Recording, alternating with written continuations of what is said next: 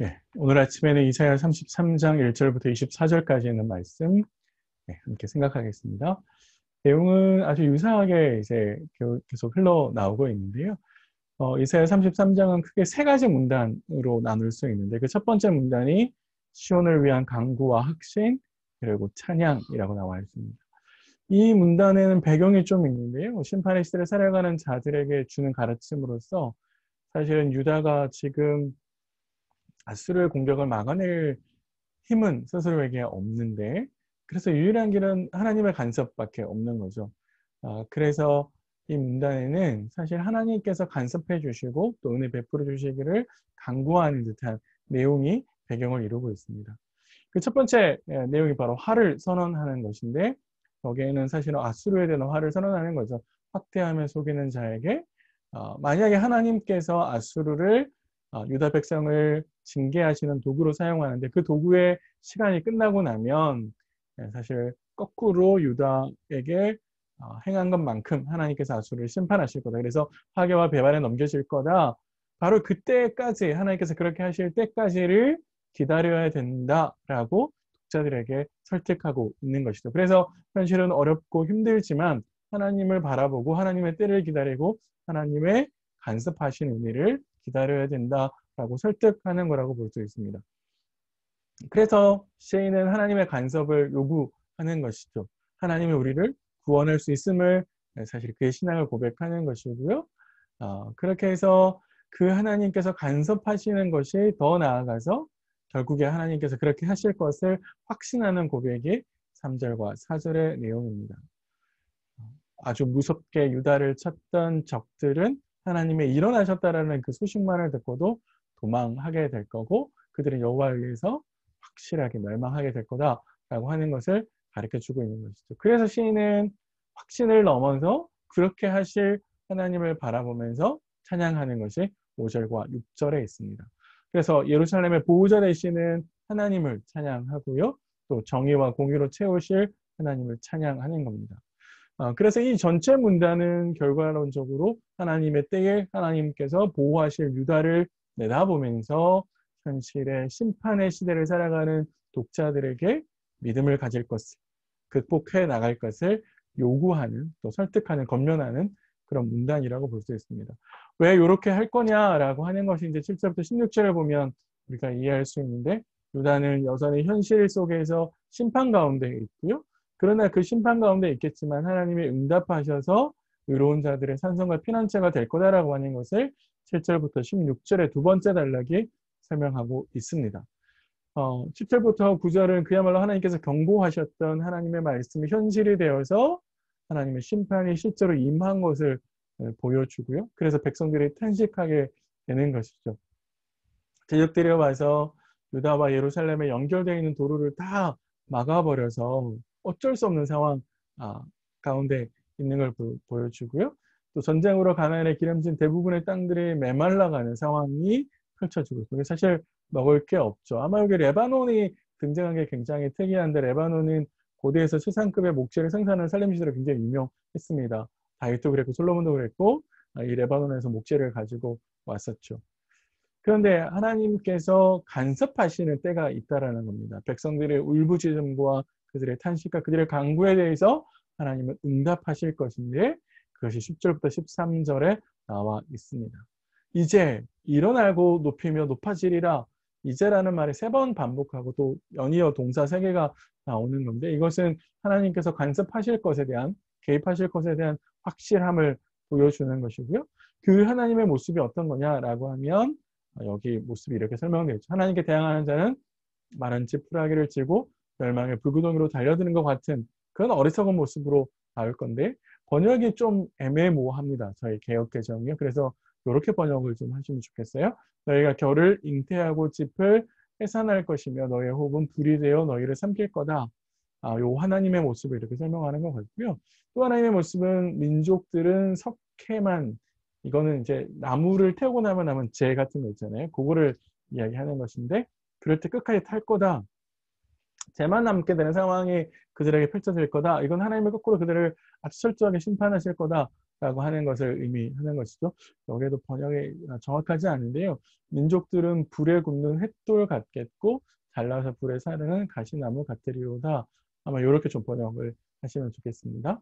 그래서 이사야 선지자는 하나님의 요청을 소개합니다. 하나님의 능력을 깨달아라. 근데 그 깨달아야 될 대상이 가까운 데 있는 시온에 있는 죄인들 뿐만 아니라 먼 데 있는 열방의 민족들도 하나님의 능력을 깨달으라 라고 이야기를 했죠. 이 말씀을 듣고 있는 청자가 유대인이라고 하는 것을 생각해 보면 결국에 하나님의 능력을 의지하고 그렇게 하실 하나님을 기대하라고 하는 거죠. 사실 그렇지 못해서 이런 심판이 왔기 때문에 다시 그 어리석음을 반복하지 말아라 라고 이야기를 해주고 있습니다. 선지자는 여기에서 한 걸음 더 나아가서요. 하나님께서 이로운 자들의 산성과 피난처가 될 것을 보여주고 있습니다.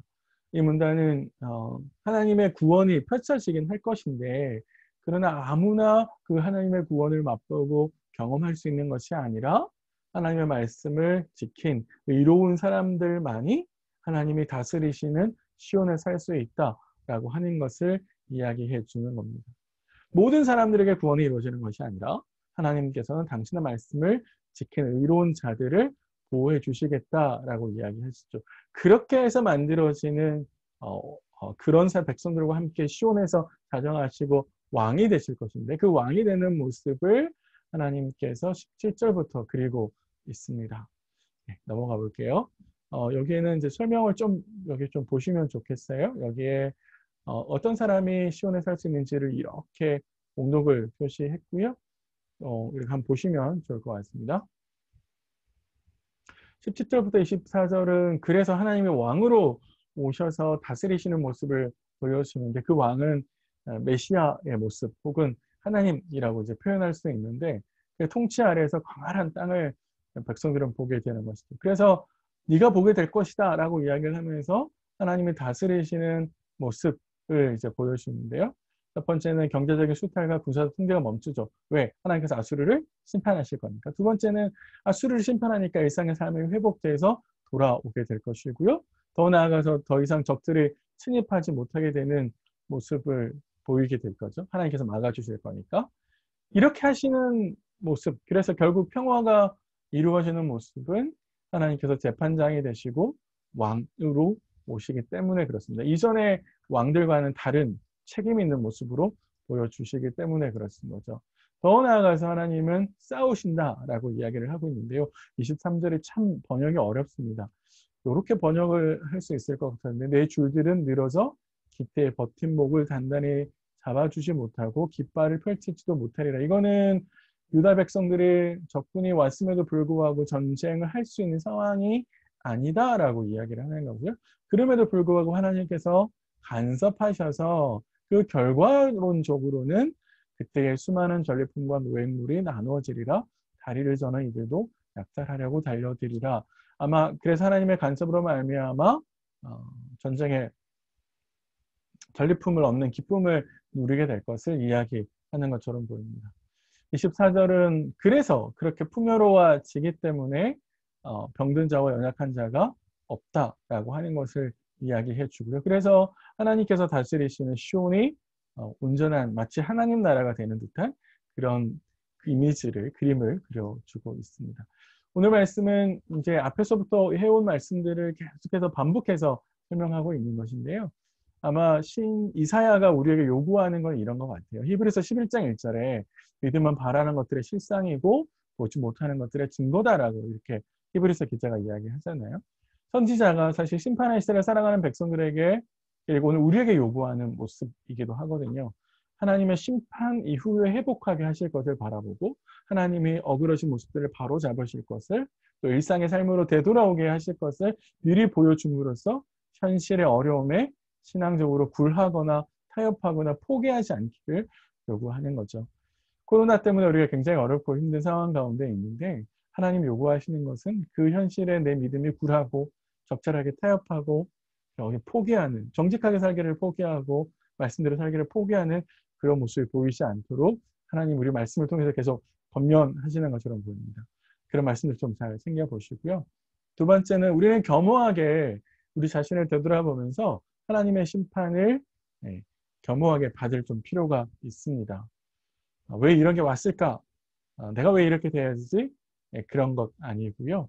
코로나는 사실 우리가 욕심에 불러온 결과이고요. 우리의 욕심에 대한 하나님의 심판이라고 생각합니다.